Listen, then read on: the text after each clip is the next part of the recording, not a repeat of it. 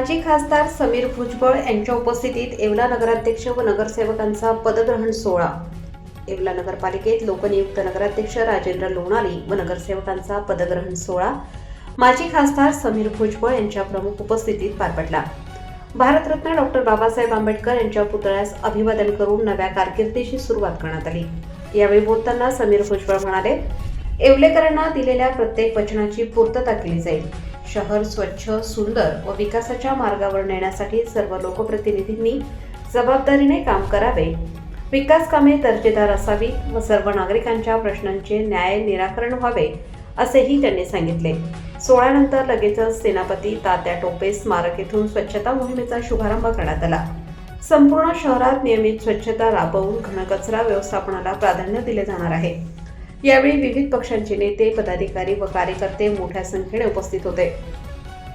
तसेच मंत्री छगन भुजबळ यांच्या माध्यमातून सुरू असलेल्या व प्रस्तावित विकास कामांना गती देण्याचा निर्धार व्यक्त करण्यात आला। झालं का थोडं आत्मा द्या ना दीपक।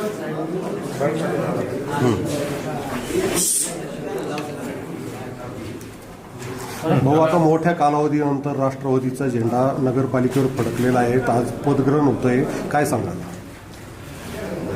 सर्वप्रथम मी नवीन वर्षाच्या सर्वांना मनापासून शुभेच्छा देतो आणि नवीन वर्षाबद्दल करत असताना येवला नगरपालिकेचे नगराध्यक्ष राजाभाऊ लोणारी हे निवडून आल्यानंतर आज पदग्रहण करत आहे।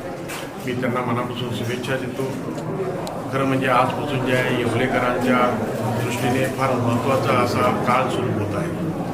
येवल्यामध्ये आदरणीय भुजबळ साहेबांच्या माध्यमातून केलेली कामं, विकासाचा दृष्टिकोन ठेवून जी काय वाटचाल केलेली आहे तशीच वाटचाल यापुढेही काळात सुरू राहणार आहे आणि त्याप्रमाणे राजाभाऊ जे आहे सर्व नगरसेवकांना बरोबर घेऊन राष्ट्रवादी काँग्रेस पार्टी आणि भारतीय जनता पक्षाचे सर्व कार्यकर्ते मिळून येवल्या घरवासियांचे जे काही प्रश्न आहेत ते सोडवण्यासाठी कटिबद्ध असतील।